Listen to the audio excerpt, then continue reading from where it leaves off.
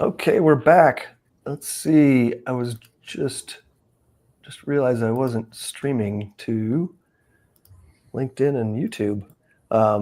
You guys can do the same thing too, Misha and Yeah. Crystal. I don't know if you got those hooked Yeah, up. I don't see how to do this. So, Upper right, you should be able to connect those, but if you can't figure it out, it's all right. This will be on YouTube. So. Let's see. Oh, there we go. I believe I'm streaming. There we go. Hello, my loyal audience. I am live on Facebook, streaming live on Facebook. Oh my gosh, this month in real estate. James Brown, Crystal Stranger. What's up? Stranger. Stranger. hey, Is it Stranger or Stranger? stranger. Stranger. Yeah. Okay. Yeah. All right, Cool. cool. I'm streaming live. Love it. This is like, I mean, many people are like, oh yeah, stream live off of someone else's blah, blah, blah all day. I'm like, oh no, this is great. This is new-ish. Anyway. Gotcha. Crystal, you got to jump off. Where are you, by the way? I'm in South Africa right now. Oh, you are? So it's dinner time for me, and we were actually having a braai, which is a barbecue here, and I had spaced out about this because we were making donuts all morning at the kids' school, and then I swear I haven't looked at my calendar the entire day because we were out there like making donuts all day. So Nice. yeah. I want to come to South Africa for the kiteboarding, or at least watch the guys, because they have these big competitions where it's just blowing like crazy and they're jumping. Oh, you have to come where we are. We're in this little idyllic beach town called Scarborough, and it's the most beautiful place in the world. I mean, it rivals anywhere in California I grew up around. It's just stunning. It's a little conservation village with a few hundred houses, and we have one of the most famous kite surf beaches, like right next to us. And even at our beach, at Scarborough Beach, it's you'll see kite surfers there a lot, but there's another beach called Whitsands that's right up the road. And you see all summer long, because we get the southeaster winds, there will be just amazing, I mean, kite surfers doing, jumps like 25 feet out of the air and crazy moves, and like hundreds of them out there. Yeah. It's wild. It's so wild. That's too many, but yeah, it's really big here. It's really big. So, my husband's a surfer, so like we get big waves and everything also, but not as often. Like the kite surfing, like, they probably have at least 100, 150 days a year they can kite surf here. So it's awesome. Yeah. That's sharks. Antonio put sharks. Yeah, kind of sharky down there. No, it's actually not sharky anymore. That's the crazy thing. It is in some of the other areas. So it's a lot of shark risk, like when you go further up the coast where the water's warmer. But here, there's almost no sharks anymore because a bunch of killer whales, like orcas, came in and killed all the great whites because they like to eat their liver. It's like a delicacy for this group of orcas around here. And we actually need more sharks because now because there's no great whites, the seal population's out of control. So they've been overeating all the fish. And because of that, the kelp is completely out of control because there aren't enough fish eating the kelp because the seals aren't getting eaten by the sharks. So everyone was really excited, like last year, when the first great white that they had seen in like 10 years or something in this area showed up, and people were doing spottings of it over in Cock Bay, really excited. And then about 2 days later, an orca showed up and just slaughtered it, like right in front of everyone on the beach, and just ate its liver. Jeez, that's crazy. So yeah, there's no sharks now. Well, thank God the sharks are coming back. That's that's a sign of a thriving ecosystem. Watch your legs, but yeah, thank you so much for having me. I mean, I'd love to come back. This is super fun to do this, and awesome. Yeah, cool. Yeah. Well, thanks. So you're gonna hop off and come back, or we'll probably be done in about half hour. Yeah, I mean, I can if you want. Would you like me to come back? So, and try to come back. So If you make it back and we're still on, jump right. back on. We will Yep, see. it So was I'll awesome. see. Maybe I will see you in a little bit. All right. All right, More cool. will be revealed. All right. We may go another hour. We'll see. All right. All right, cool. All right, let's go to the next one. Well, that was fun. A little news from South Africa. News from South Africa. Love it. And she's like in the chat, I gotta go eat dinner. I'm like, wait. what? It's like I know. Wait, what? lunchtime here. I know. Breakfast. Oh no, we're getting. That's right. Lunchtime here too. All right. Next, where are we? Let's see. From Payments, PYMNTS. I'm not familiar with that news source, but a report: Wells Fargo sues JP Morgan Chase over a commercial real estate loan. My first thing was like, oh, those guys are loaning each other money. So, but apparently, something a $481 million loan in 2019. They apparently overstated their net operating income by 25%. So that's not good. So Wells Fargo is suing Chase. Yeah, so it sounds like Chase originated the loan and maybe Wells Fargo bought the loan Yeah. from Chase, JP Morgan Chase. Is that what's going on here maybe? Yeah. And so and somebody lied and said this is a great loan. Look at all this operating income. Yeah. Magical math. Yeah. That's Yeah. not good. That's not good. Lending practices, New York Fed norms could be fueling systemic risk and distorting loan markets. Ooh, that's exciting.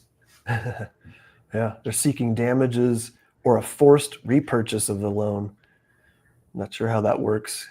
That's a whole world I'm not familiar with, what the bankers are doing behind the scenes. Yeah. It's like how they collateralize the loans and how what CDOs collateralize debt obligations. Although I'm not sure if that was, maybe this loan wasn't put into a pool of other loans, but they just bought that one outright. That's so much of the business is you have loan originators and then they sell off the notes, and then they'll also sell off the servicing rights where somebody's collecting the pay. Somebody owns the note and somebody collects the payments for them. Yeah, that could be two different companies or the same, right? Yeah, I worked for Wells Fargo Home Loans for a long time, and Wells Fargo was big in the servicing market. So they would, anybody watching, listening, and maybe this happened to you, James, or Antonio in the background, is you are paying your loan payment to Chase or Bank of America or something like that, and then you get that letter in the mail that says, hey, you're going to be making your payment to a different company now. Yeah, it can happen over and over. Over. Yeah, my house I bought in 06, probably 4 times before it kind of settled out. And then I sold. So yeah, it's interesting too. There's so much money in the servicing rights, and companies like Wells Fargo and the big brand name banks, they'll go buy pools of these servicing rights, and then they market their services to who they now to the customer, right? So all of a sudden, you see it go from a lot of like wholesale or what do you call them, like loan brokers, like a loan broker versus a banker, right? You got Wells Fargo bankers and you've got brokers. So the brokers are bringing in loans under not brand name loan companies. Does that make sense? It's been a bit since I've been in that space, but then Wells Fargo buys the servicing rights. And so now all of a sudden they're like, hey, James, you should get a checking account here. Hey, James, you should get a credit card here. So there's big money in loan payments. It's crazy, like multi-billion. Anyway.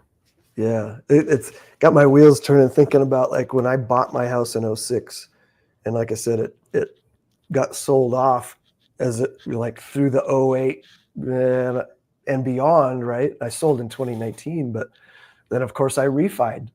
Yeah. And so like I don't even remember now who I refied with, if it was whoever held that loan and was reaching out to me because I was in their sphere and they were like, hey, do you want to refi now?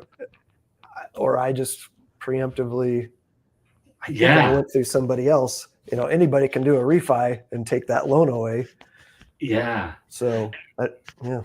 I think it's crazy that in the industry still, that Wells Fargo went and bought a loan for $481 million, a commercial real estate loan.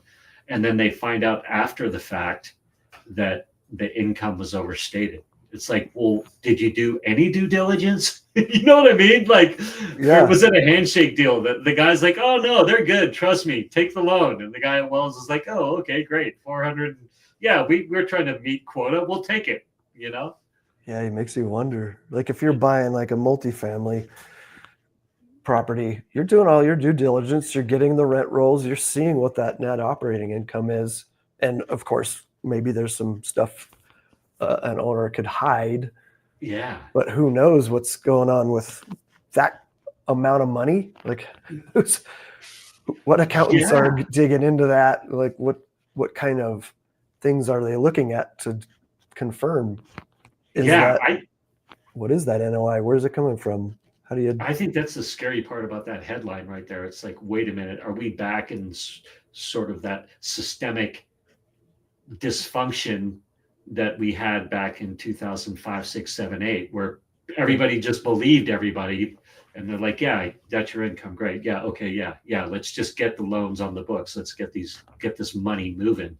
And if like, are we going to see a lot more of this where it turns out that trillions of dollars in commercial loans were funded and bought under false pretenses? Yeah.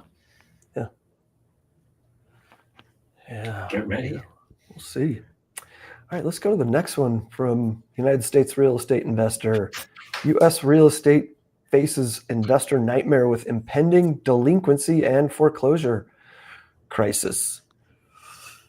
It says filings have surged 45% year over year, with over 1 million FHA-backed mortgages in default and hidden from the market by ongoing government intervention.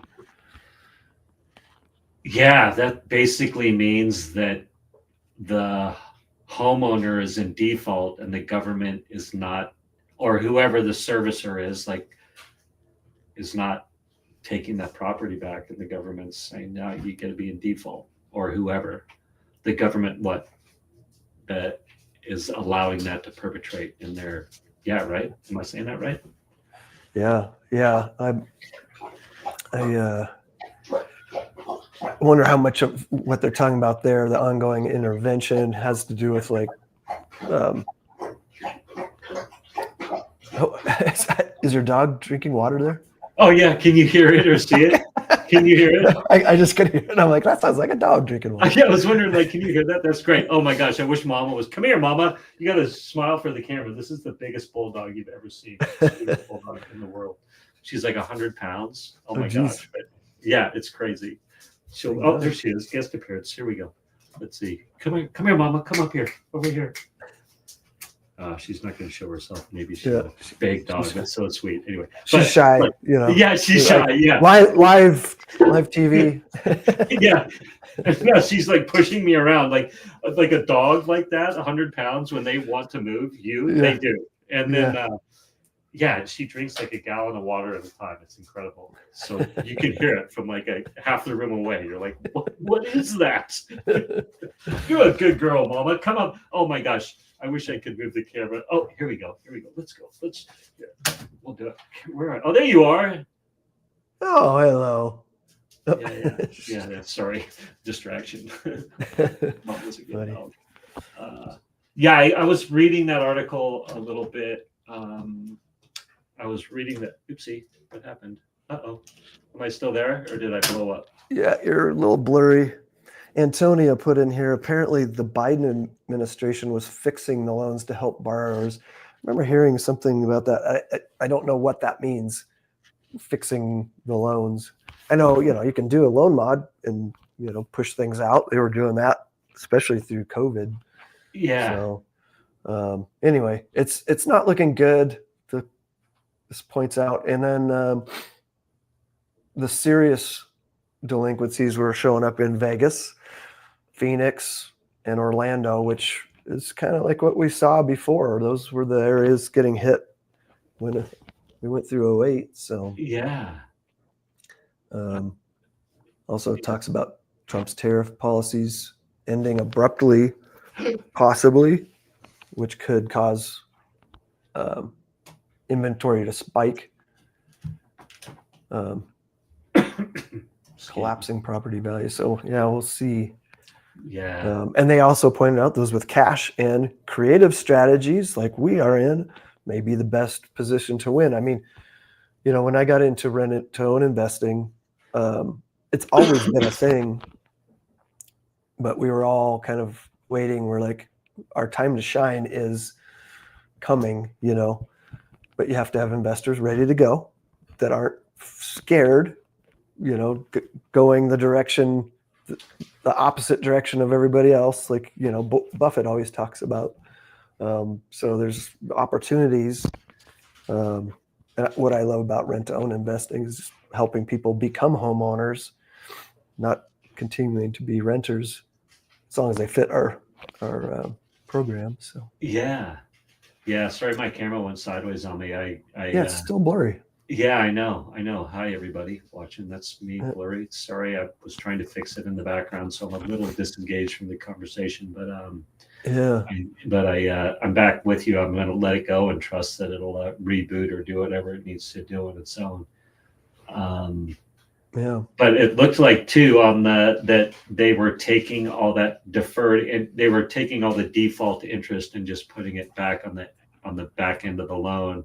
And so people are concerned that these homeowners are just going more and more in debt, right?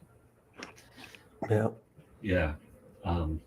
Anyway, fingers crossed. Yes, I'm blurry and frozen. I'm sorry, and I can't. StreamYard doesn't really allow me to change cameras.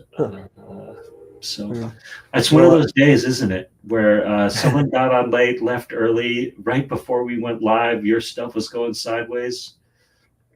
Yeah. Leave and come back. Done. Yeah, leave and come back. See if that'll fix it. Okay. This is a lot of people listen to this on podcasts, so they can't see Mama in the background. So they didn't care. They're like, "What are you doing?" Yeah. Sorry about that. They don't know your screen's blurry, but yeah, jump back out and then. Well, I'll tell you what. I just got good brownie points by showing off my girlfriend's dog. She's gonna be like, "Oh my god, that was the sweetest thing ever." So you in podcast land that are listening, to know that you just helped me get a ton of brownie points. Now I'll leave and come back. All right, sounds good. I don't know how long it'll take him to come back, but if anybody's listening in or watching on YouTube and you got comments, feel free to jump in there and leave comments.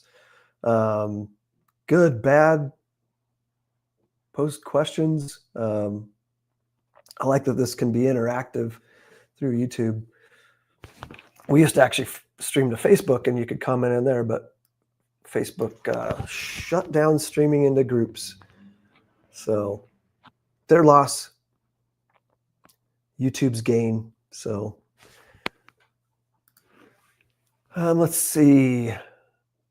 This reminds me of if you guys want to go watch a funny skit on Saturday Night Live. There's this skit with Will Ferrell way back where they're newscasters and their teleprompter stops working and they don't know what to do. They're just so reliant on the screen to tell them what to say. They have no idea what to do. So I won't give it away, but go watch that. Search for SNL teleprompter newscast or something, and it's it goes off the rails. It's great. So, well, while we're waiting for him to come back in, I'm just going to read the next article, and if he jumps back in, we'll talk about it. So, from Arizona Attorney General Mays Mayes, sues real estate operators and title companies for defrauding Arizona homeowners.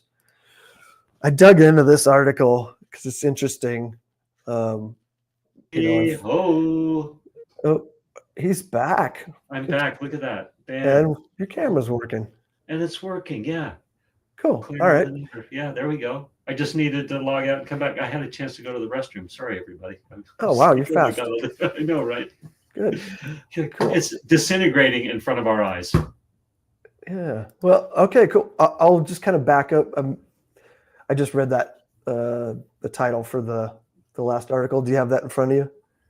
Which one are we talking about? So, Attorney General Mays sues real estate operators and title companies for defrauding Arizona homeowners. Ooh. Yeah, this guy, Cameron Jones of Gazelle Investors, Samuel Sutton of Magnum Financial, and others deploying fake charities, door-to-door deception, and high-pressure sales tactics to rob homeowners of their equity. So it looks to me like what they were doing. You know, we get in the real estate industry, we get lists of people that are potentially going into foreclosure, pre-foreclosure lists. Okay. And so what they were doing, they're sending out door knockers, people to the homes once they get that notice, and they were posing as foreclosure relief specialists or representatives of charitable organizations, and they'd actually fabricated an entity called Arizona's Helping Hands. Totally shady. So they were, you know, gaining trust, making those people think they were actually helping them, and they were doing stuff like making them sign some stuff where they were basically controlling these properties, fixing and flipping them, and then you know, stripping their equity. That's what that's what gives investors a bad name, is exactly this. It's so sad. It's incredible the shenanigans that go on in the real estate industry. I mean, no matter how much, there's always someone out there doing something. It's, you know, I mean, on the whole, I believe most people have good intentions, and most investors and realtors and buyers and renters are have their intentions in the right place. But there's always a pool out there that's just working the system, right? Yeah. And I think it goes back to that other, you know, the tower that was being built that went sideways and the guy was getting sued or whatever, or don't believe it if it's too good to be true. Like, that's the lesson to learn, is when that stuff sounds too good to be true, it is. Yeah. And I think it's so easy to believe the hype. But it looks like that these guys were saying we'll put you into bankruptcy to help you, but not really putting them into bankruptcy, and probably telling them, hey, let's go ahead and put your home into our name or our sham company name or whatever, right? Yeah. And then being able to pull the equity out, sell it or whatever. It's crazy.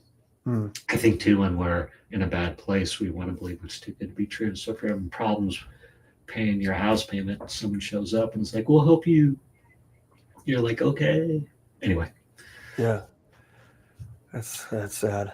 Yeah. It makes me think too, like the subject to, it's a way of taking over somebody's payment, and that's in a situation like this, subject to their current financing. So people that aren't aware of this, it's a common thing, and becoming more common because there's more people going into default. And so an investor can come in, potentially take over their loan, which has got a low interest rate, most likely. And because that low interest rate is helping them cash flow, they can turn it into a rental, save those folks from going into default and ruining their credit for years on end. The loan's staying in their name, right? But the deed is transferring. So that can be a good solution, but it's a risky thing potentially for that homeowner, because that loan's staying in their name. especially if you're dealing with people like this. Yeah. So So, it's yeah. Go ahead. well, I was going to say, yeah. So then the homeowner owns the debt or still has the debt, but Yep. they don't own the house, so they have a big loan on nothing basically. So they're taking all the risk, and whoever has the deed now gets all the reward potential. I thought that. Yep. What did you call it? Subject to. Yep.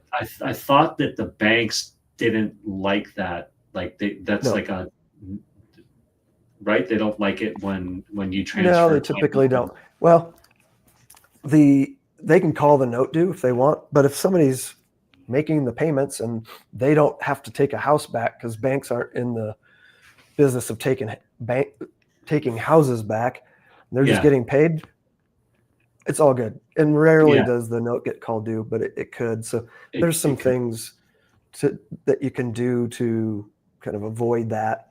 But yeah, if you can help save somebody from destroying their credit, that Yeah. it can be a good option. But again, it's these unscrupulous people can Take either advantage. intentionally or unintentionally put people in a bad spot. Yeah. And that's the downside. And, I've had some conversations with our managing broker with EXP here. He's just, we have 3 managing brokers, but they're all kind of like, if for the other agents, if they've got clients that are in a situation, they're like, just don't do it. Like, that's kind of the blanket statement. And I get that. It's better safe than sorry. But if Yeah. we're saving somebody as an investor from ruining their credit and losing their Yeah. house, it is an option. But I do see both sides of it. Just, you got to know who you're dealing with. Yeah. So Well, don't people sell houses that way too as well? They're like, hey, we'll sell you our house and we'll let you, and then this is in effect what you're talking about. You're saving someone's credit. You're saying, I'll buy your house from you. You keep the note, but we'll make the payment for you. And then as long as anybody Yeah. could buy it. Now it's Yeah. different than an assumption. Right. And that's another way to if you're selling a house, right? Yeah. If it's an assumable loan, FHA, VA, or USDA, those are assumable. Are they assumable? So as long as you qualify, you can take it over? Exactly. And there's the bank has to say yes. They have Yeah. to qualify that person. Yeah. But Yeah. if you can get through that process, and it takes longer, could be 45 days, 60 days to get through that.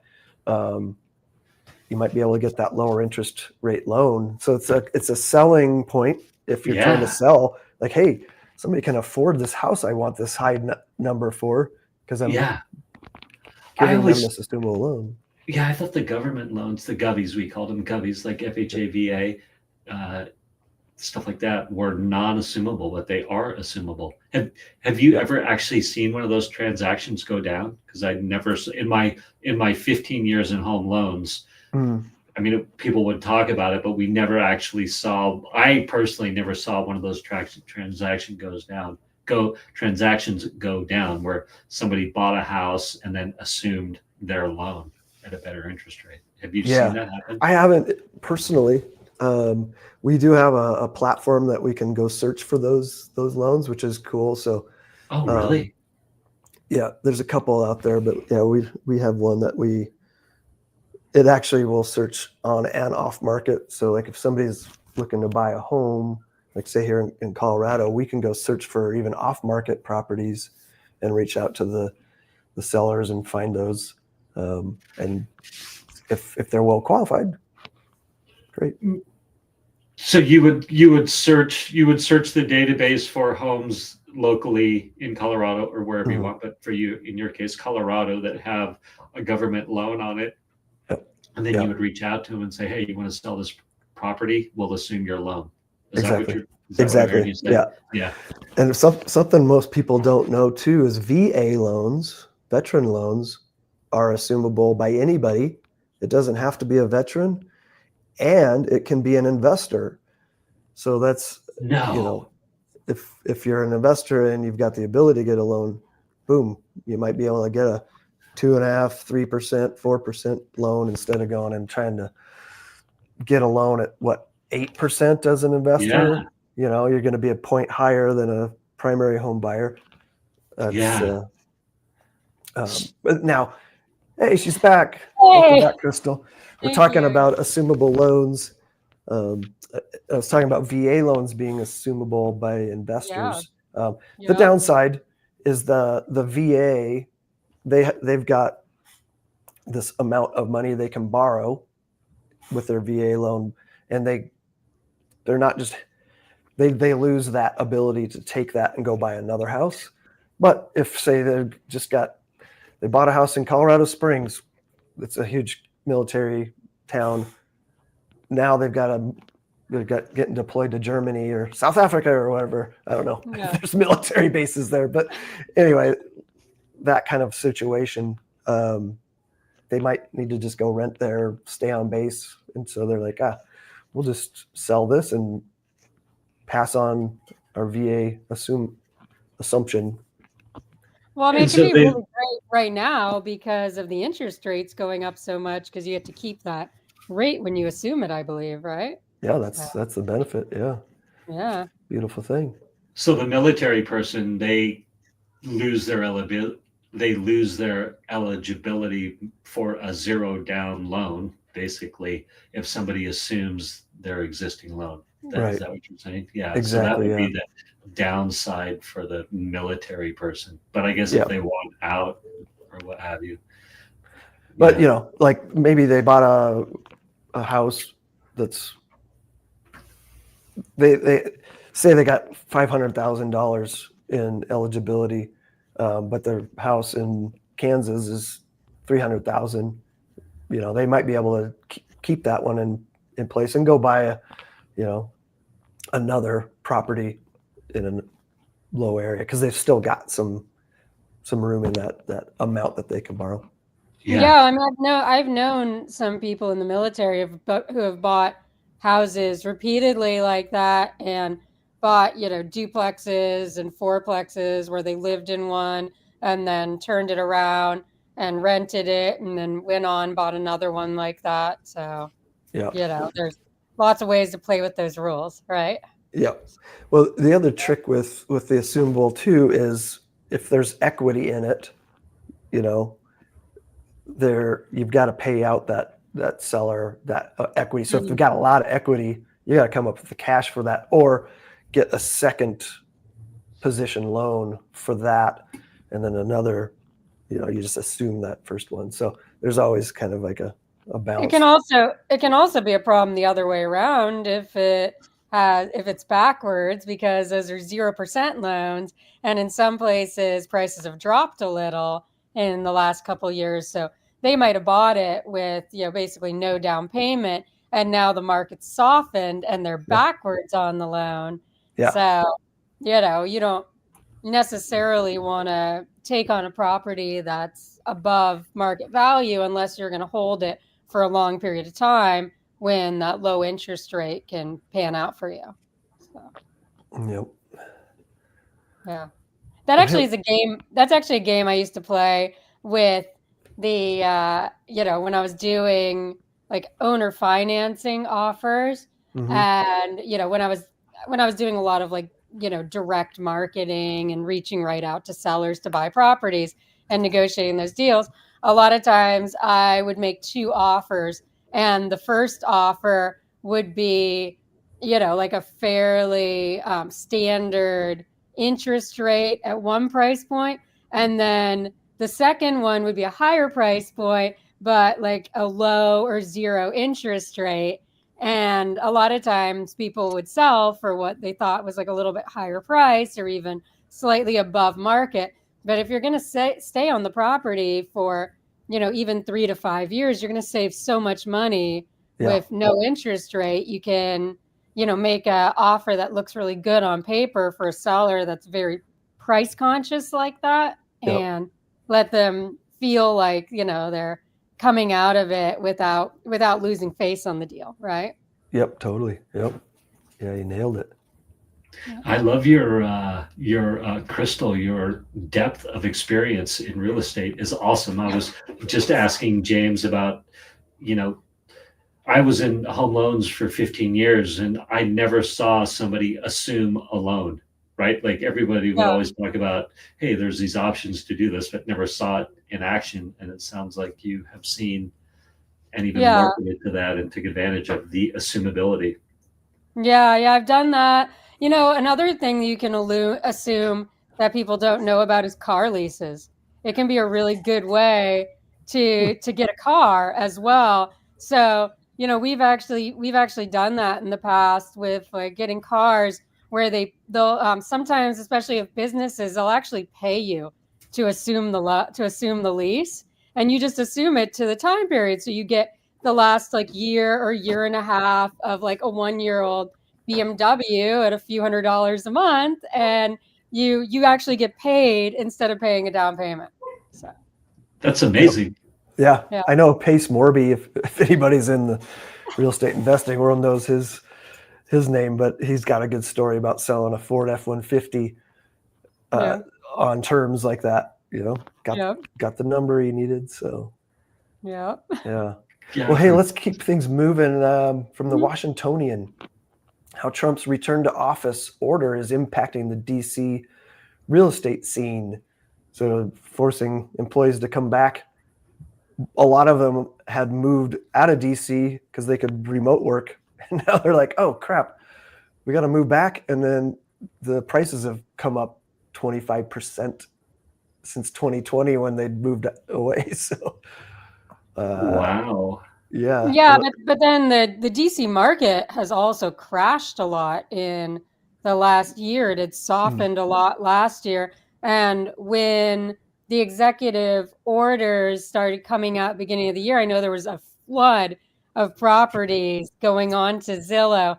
There was a great graphic that had come out like a month ago that was showing like the properties popping up over like a 1 week period in when the executive orders were coming out.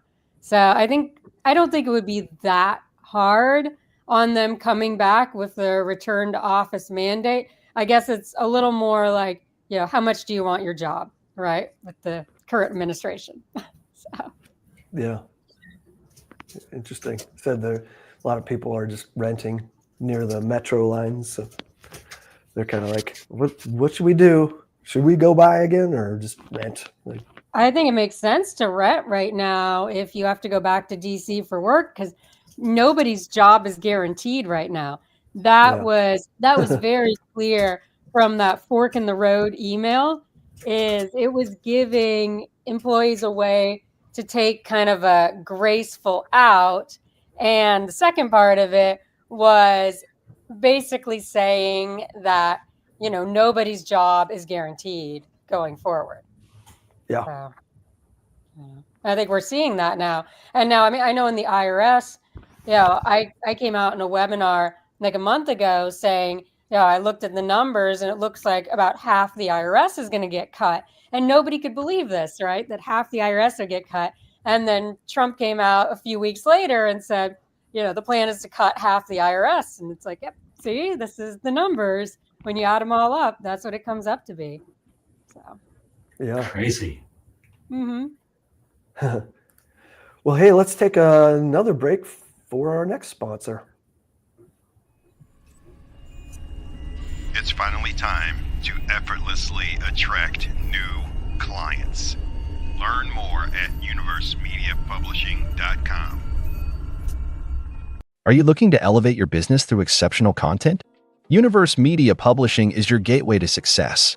We understand that in the world of business, content is king, but not just any content. Your business deserves content that captivates, convinces, and converts your audience into clients. At Universe Media Publishing, we specialize in crafting SEO-rich web content, persuasive copywriting, and marketing copy that resonates with your audience. We don't just write, we engage, we connect, and we deliver results. Imagine your brand's voice amplified, your message crystal clear, and your presence dominating the digital landscape. That's the power of partnering with Universe Media Publishing.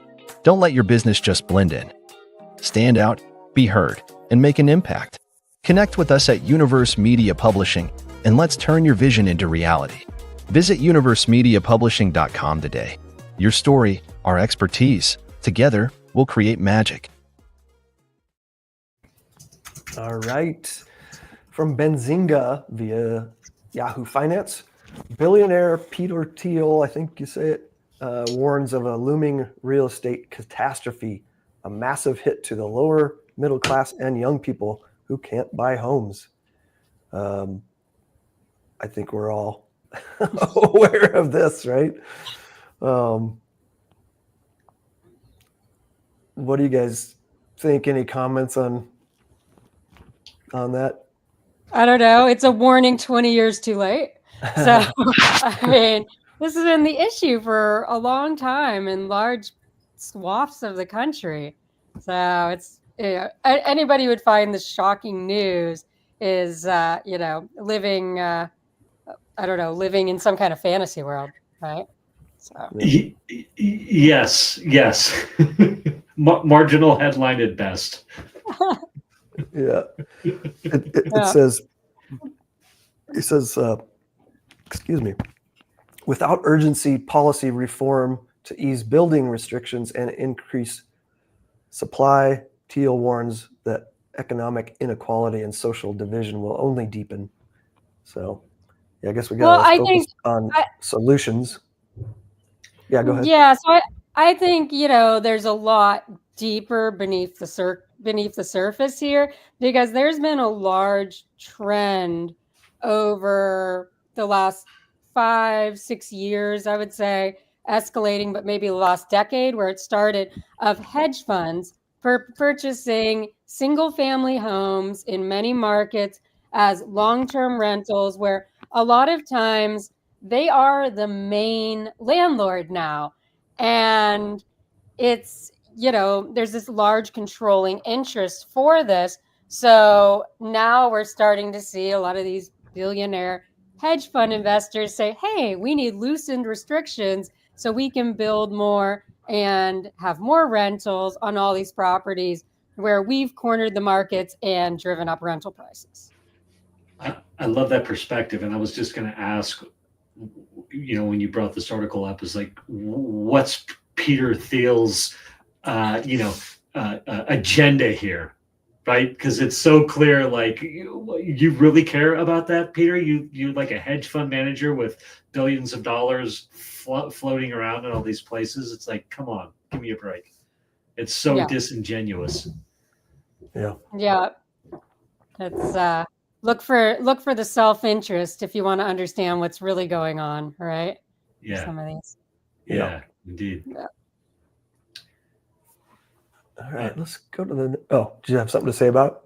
No, I was just looking at Antonio, your producer in the background, said he's been around San Fran, which is one of the highest markets. Yeah. Anyway. Well, it's from the Bay Area. So in the Bay Area, property's been crazy since the mid 90s when it went off the charts. So yeah, nothing new there. Yeah. A stat that doesn't always pop up, but should people think, oh, these hedge funds own all these rentals? Well, apparently I think it's only about 25% of like single family homes are rentals. Hedge funds only, if I remember correctly, only own like 2% of that 25%. So it's not a significant amount. It's mostly mom and pops that, like us, that own, a handful maybe, and that's our retirement. So it's not these big. So what it is though is they've really cornered certain markets. So I remember when, one of my close girlfriends moved to Florida, she was really surprised because every property she looked at was owned by hedge funds. And it was the only properties available on the market. And she's like, thank goodness I have really good credit, because if I didn't, we wouldn't be able to rent any house anywhere near where we need to live, because every property in the area of, southern Florida where she was looking to rent was owned by, these type of corporate entities. And, I think in certain markets, you really have it because they've been very selective of which markets they've gone into, and they've gone into and purchased a lot of properties in those markets.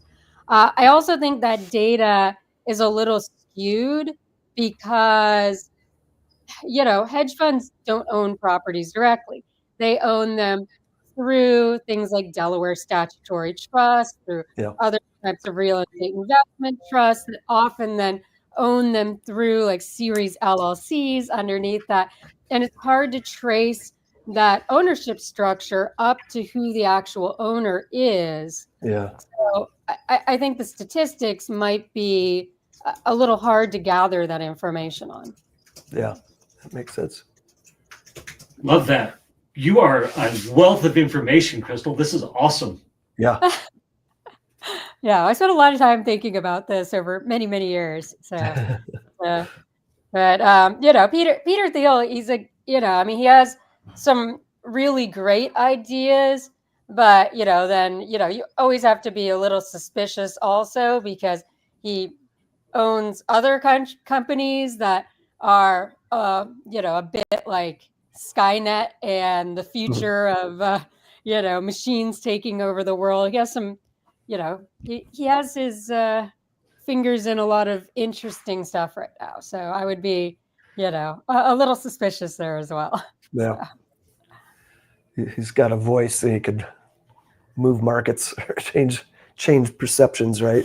Potentially. Yeah. He's tired of Musk getting all the headlines. He's like, hey, I started PayPal or PayPal too. Wasn't that Musk was behind PayPal as well? He's like, wait a minute, how come he's getting all the press?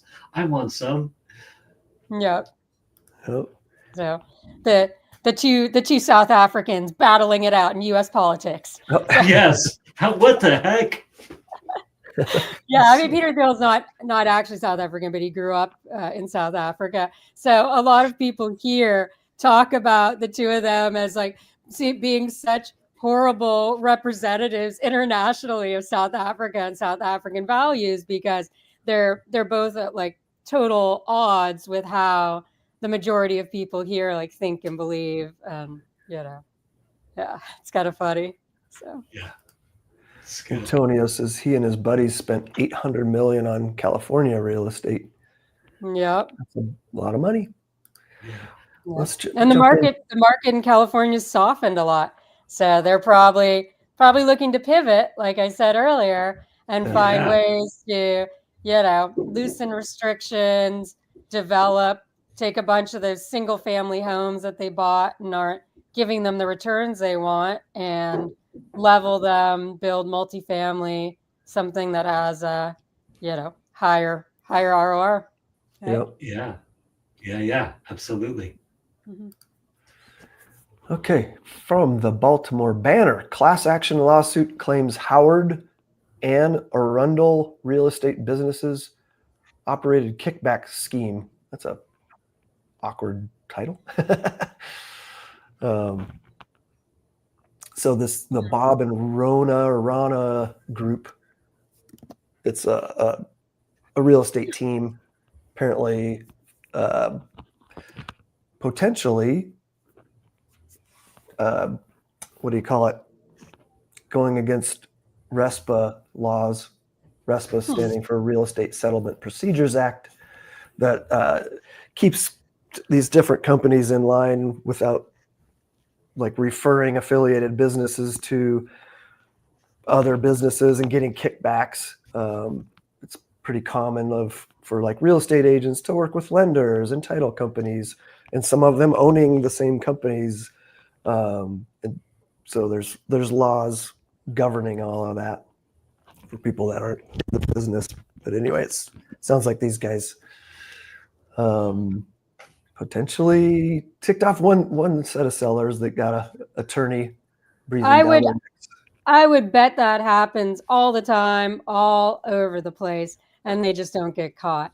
As I've had, especially with selling properties, there's certain agencies in certain markets that whenever we sell properties and they're representing the buyer it's like they'll recommend a certain title company that, and sometimes it's one that it's like, oh no, they're awful. I've dealt with them before. But then they fight so hard tooth and nail to work with that particular title company, whether representing buyers or sellers. So I've definitely seen this with certain brokers and certain markets that are tied to it. I think anyone who's been in real estate and bought a number of houses, if you bought 5-10 houses in a market, you probably have seen that somewhere. Yeah. I mainly work on the listing side, and we typically, the seller picks the title company, but most of my sellers, they have no idea what title companies are good.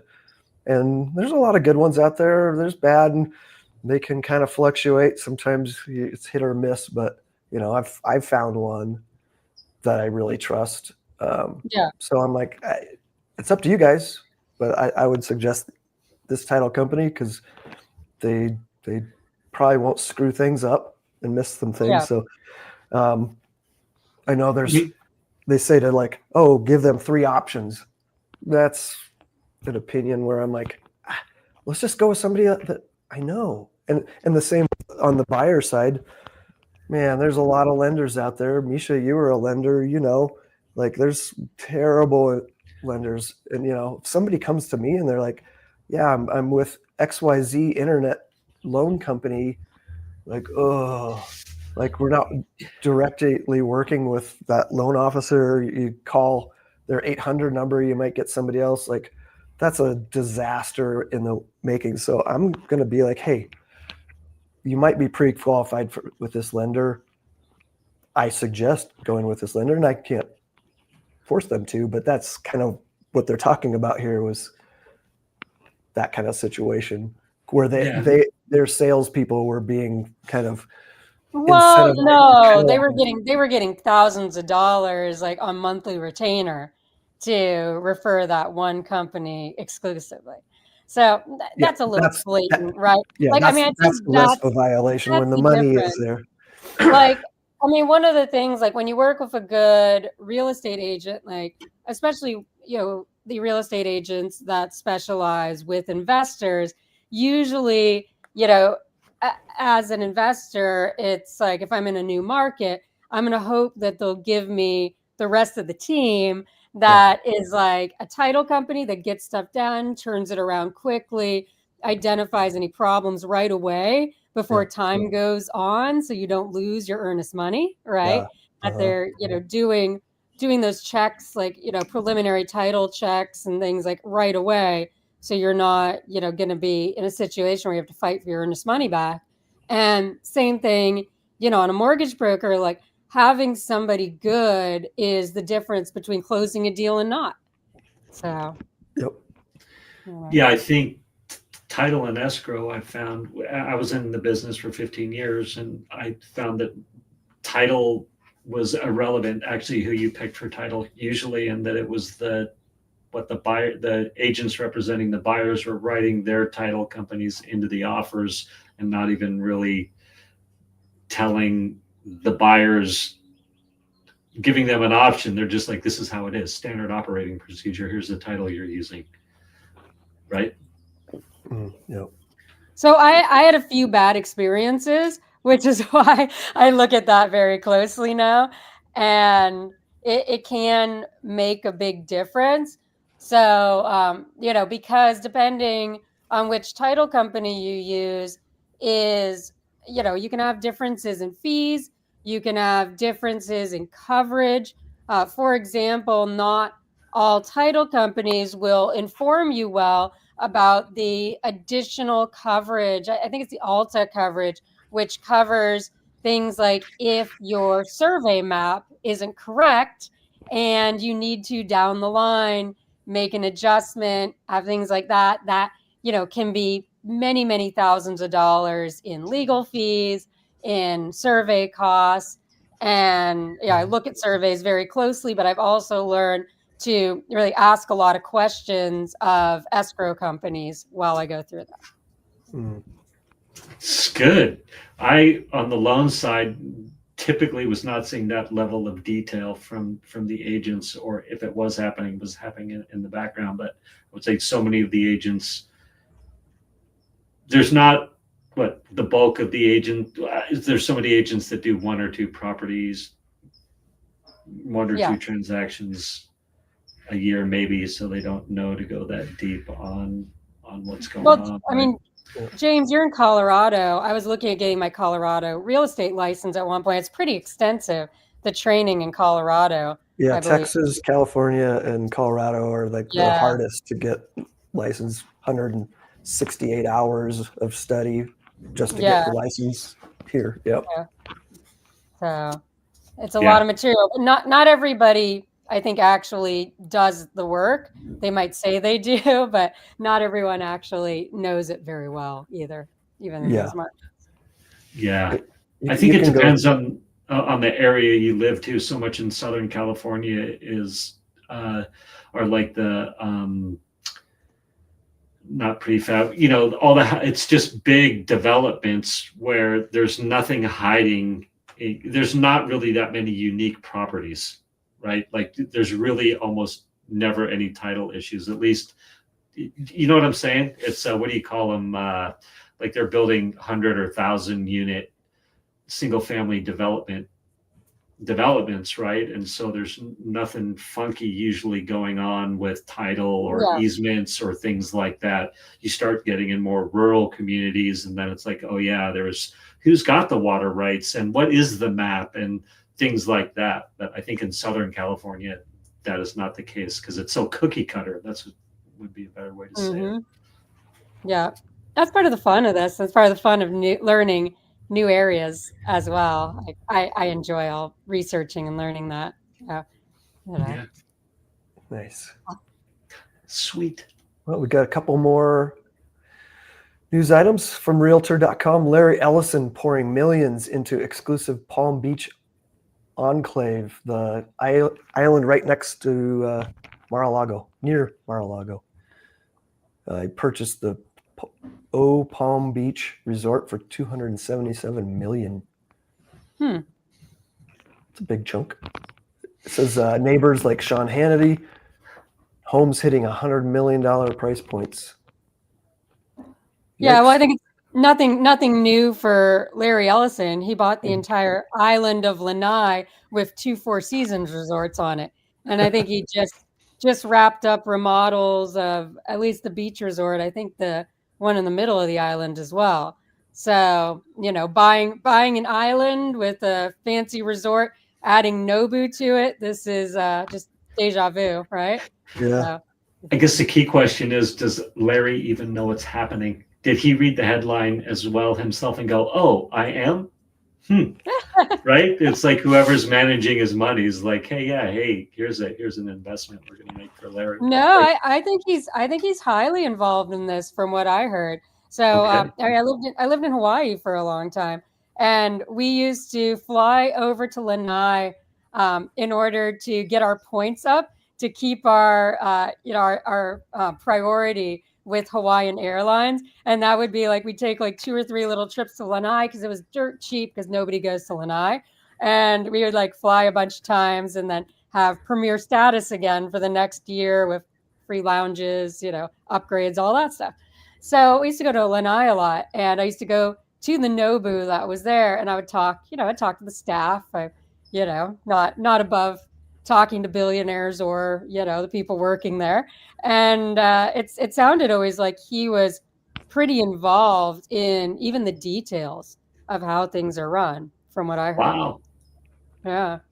Interesting. So he's got like he finds pockets of passion to keep himself Yeah, interested. exactly. I think these are like passion projects for him. So yeah. It's pretty cool. Yeah. When you're worth $186 billion, you're like, yeah, why not? Let's do this. I want to hang out there, and I get to hang out by Trump. Maybe he likes Trump. You never know. Well, I think it's a little bit like the Robert Kiyosaki game, the cash flow. I don't know if you guys have ever played that. You have like the little rat race board in the middle, and then you get on the outside, and it's a fast track, and it's all these, like crazy, like buy a private island. Why not? It's a billionaire club. So. Yeah. Oh my gosh.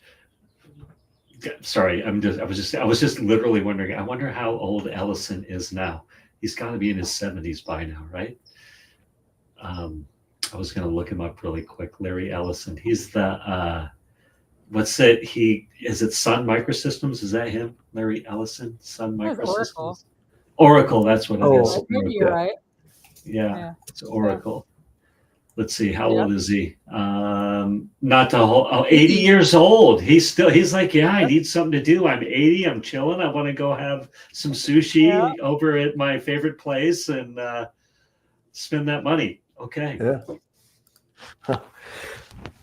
Okay, our next article from Yahoo Finance. The real estate world is fighting over secret listings and the future of how homes are sold. So they're talking about pocket listings. Basically, like pocket listings are properties that aren't sold on the MLS. So potentially, people aren't able to see those properties and make offers on them if they're not on the MLS, right? So buyers don't like that. But some sellers may not want to put them on the MLS. People that are famous or whatnot might want to keep their property out of the spotlight. So there's different reasons why a seller may want to go that way.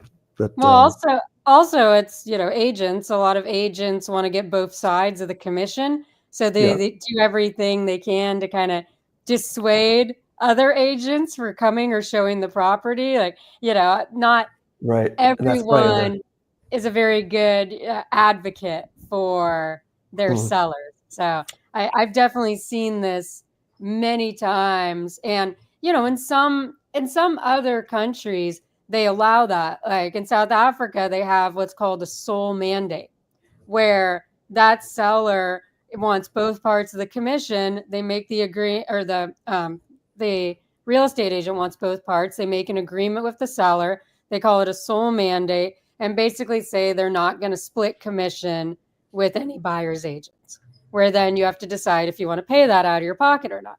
Now, that's kind of changed in the US, where now you can negotiate for whether you're going to pay a buyer's broker or not.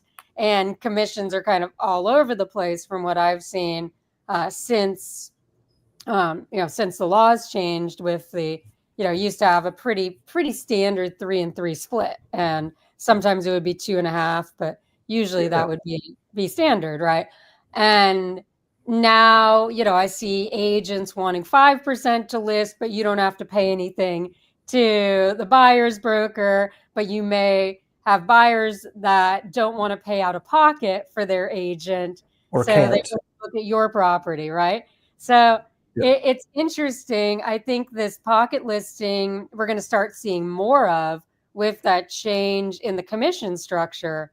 In my opinion, it's something that I've been thinking about a little bit the last few days, actually, that I could see that happening. And honestly, as a investor, I kind of like pocket listings because, it gives you value for picking up the phone and calling around to different agents, getting on their lists, on their email lists, and the other, things are going on, that they'll pick up the phone and call you when there's something that meets your criteria that's available. So, I used to call that kind of thing dialing for dollars, right? Or along that. So investors, you can definitely benefit from that. But for average consumers, I think it definitely, having more information and knowledge, available information helps. But I don't know if you guys have noticed this. I've noticed over, the last 5 years or so that just less information is publicly available in a lot of markets than it used to be. I see less areas where sale prices are listed on things like Zillow, where you can go in as like an individual from the public and see what prices actually are selling for, things like that, where a lot of this publicly available data is starting to be hidden more and be harder to search for.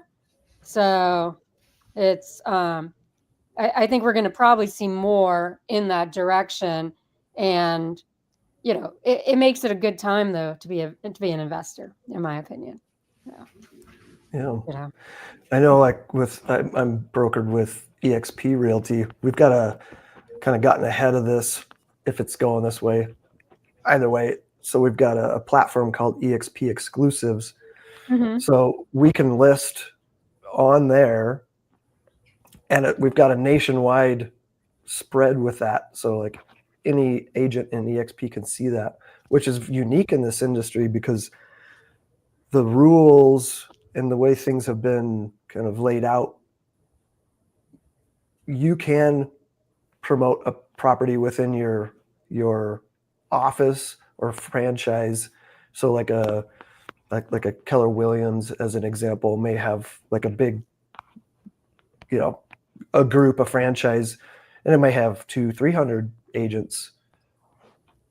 But that's if you're an agent in that group, that's the only spread you can get. Like 200 other agents will see it, where we've got this nationwide reach. Yeah. So it's sharing it with a lot more people, and investors can look at it, or primary home buyers. But usually, they're distressed properties that aren't going to list on the MLS and sell to a primary home buyer. It needs too much work, so kind of interesting. I mean, honestly, I think that the buyer broker model is kind of a broken model because, people are putting a lot of trust in that with this idea. You get a buyer broker, they're representing you, they're going to help you, they're going to show you what the value is, help you to. The problem always has been that when the buyer's broker is paid on commission, it's in their self-interest to have the highest price possible, right? So you end up with buyer brokers being the equivalent of used car salesmen, where it's like they want to sell for the highest price so they get the biggest chunk of that commission. And that's a good point. I've seen a lot of I feel like there's always this inherent conflict of interest there between trying to represent your buyers and wanting to make the most money possible yourself. The place where I've seen this a lot is in price reductions, right? That, if you're selling a property, typically you want to reduce the purchase price rather than give money back at close of escrow, because that reduces how much commissions are sold. But most buyers brokers will always submit to have amounts paid out for return at close of escrow so that they can get that added to their commission. That's a great point. Yep. Yeah. And it's little things like that can save you thousands and thousands of dollars, when you're buying a house or when you're selling a house, because you can negotiate for, rather than you giving me $10,000 back at close of escrow, why don't we do a $12,000 price reduction? And at the end of the day, it'll save you $1,000 also, right? Yeah. Good points. Well, hey, let's jump into our fun news item from Your Tango. 11 things Gen Z thinks are status symbols that mean nothing to older generations. I'll read them off. We can dive into them. Shopping at premium grocery stores like Whole Foods, thrifted or secondhand luxury items, vacations. Who doesn't love that? Apple iPhones, disposable income, high-end beauty products and tools, cosmetic procedures and Botox, workout classes, having a curated living space, social media worthy wellness habits, and being debt tolerant for lifestyle upgrades. Any comments on that? I would definitely at the local grocery stores. We've got Vons, and then we've got Whole Foods, of course, and what's the other one that just opened nearby? Sprouts. No, it's not Sprouts. There is a Sprouts though. Sprouts is what's it called? Lazy Acres. Lazy Acres, but it's like Lazy Acres in Vons, and there's always the cute yoga crew, men and women that are at Lazy Acres, the 30 somethings. And Yeah. James, you may be a 30 something. I don't know. I'm I'm a 50 something. way off. Okay. I'm in my 50s too. Okay. But I'm like Vons, but I definitely notice it's like the old guard is at Vons. The young, hip, slick and cool crew is definitely at Lazy Acres. Interesting. So I will confirm that. Yeah. And Never then even heard of what, that. Yeah, I mean, I would say this is a worldwide trend, but again, I'd say it's nothing new to me because being from California, I'd say this kind of are like, the things from the last, 15, 20 years. This is what everybody does. So if you have the money to do it, you do it. So it's norm, you know. Yeah, I think the cosmetic procedures, the youth doesn't care and the old people do. Is that how that is? Gen Z things are status symbols.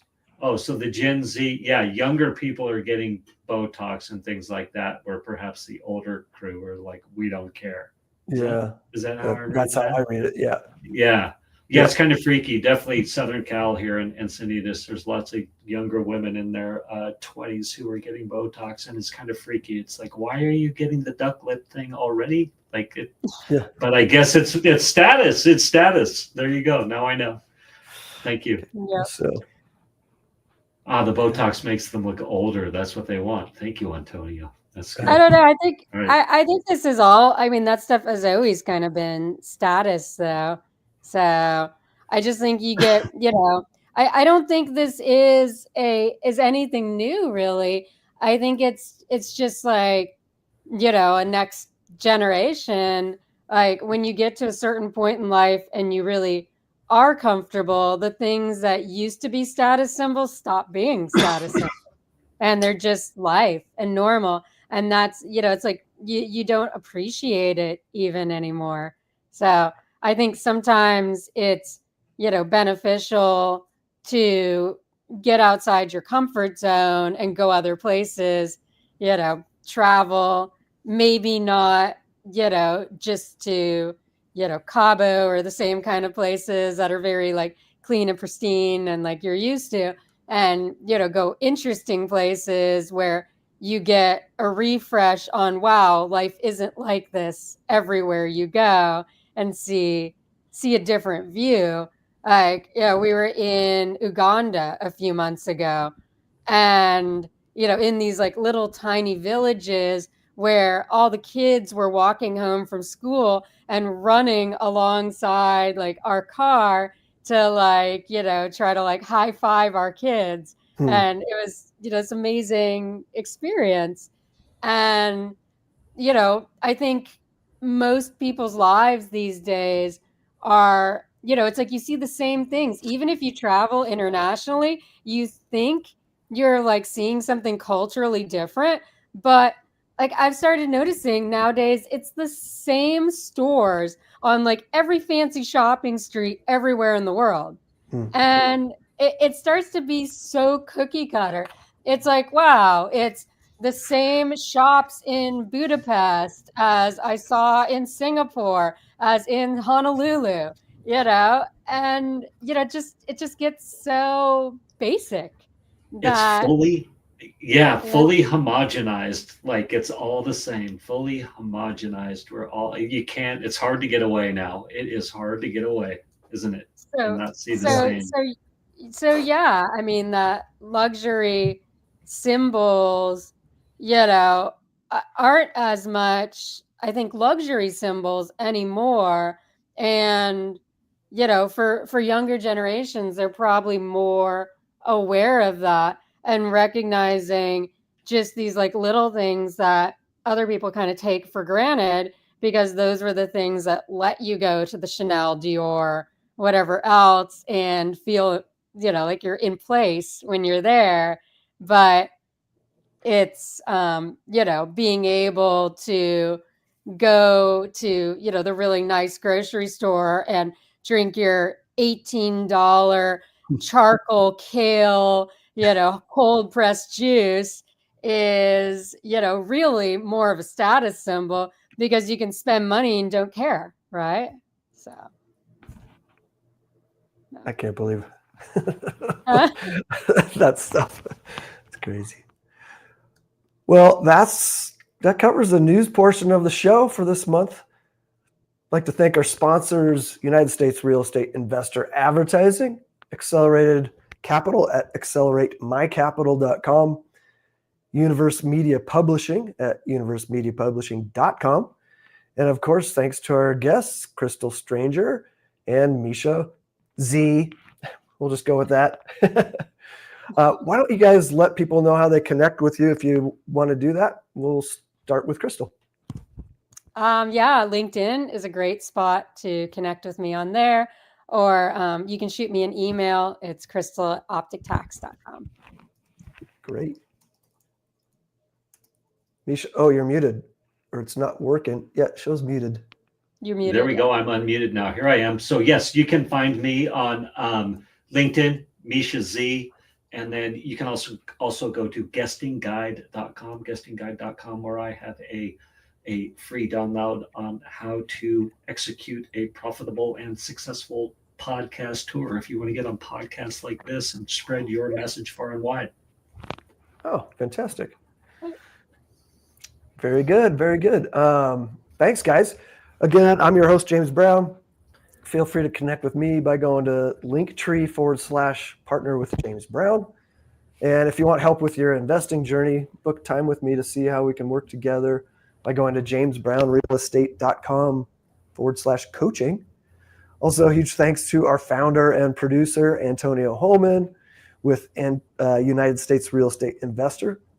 Follow and subscribe to This Month in Real Estate Investing at thismonthinrealestateinvesting.com or your favorite podcast app. And if you run across any interesting news, events, or have suggestions for expert guests like we had today, feel free to share by emailing Antonio at UnitedStatesRealEstateInvestor.com. And remember, when one door closes, another door opens to financial freedom. Thanks, guys.